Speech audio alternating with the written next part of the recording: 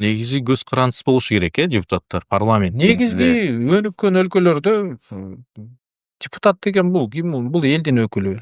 Биз кыргыз эли дейбизби? Жалпы эл өкмөттү шайлады, аткаруу бийлигин. Аларга толук укуктарды бердик. Күч органдары болобу, бюджет болобу, анан алар ошонун баарын ишке аткарат. Жол салабы, балдарды окутабы, оорукана салабы, ошонун баарын кылганда эми албетте жакшы, таза иштесе сонун. Бирок кээ бирде иштери туура эмес кылганда аларга бирөө айтыш керек, мону туура эмес кылып атасың. Мүмкүн бул жерден бирөө акча урдап алды, могул кадр туура эмес иштеп атат деп, эми ал ким айтат? Эми 7 миллион эли бар айта бербейт да. 7 миллион өзүнүн атынан бир өкүлдөрдү тандайт. Ошол 90 депутат ошо элдин өкүлдөрү да, эл шайлаган. Ар бир депутаттын артында бир канча миң добуш бар. Ошол элдин атынан биз сүйлөйбүз. Могу ишти туура кылып атасың, муну туура эмес, муну оңдоп кой, муну токтот.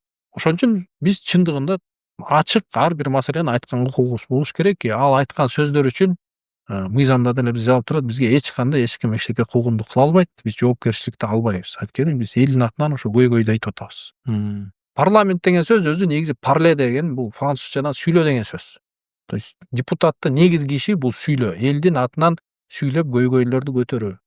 Мисалы мен ар бир жыйынга келатканда өзгөчө жанагы ар кандай маселелер талкуулаганда мен өзүмдүн шайлоочуларыман сурайм. Кандай маселелер бар дегенде алар айтат, мен ошол маселени көтөрөм. Анан кээ бир өкмөттүн кылып аткан иштерин анализдейм, туура эмес нерселер болсо аны деле айтам.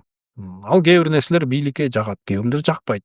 Бирок аны үчүн депутатты куугунтуктаган болбойт. Анткени бул уже кылымдан кылымга иштеп келаткан адамзаттагы түзүлгөн модель. Коомдун, өлкөнүн күчтүү мамлекетти түзүүнүн модели ушул да. Демек биз да бул модельди карманып иштешибиз керек.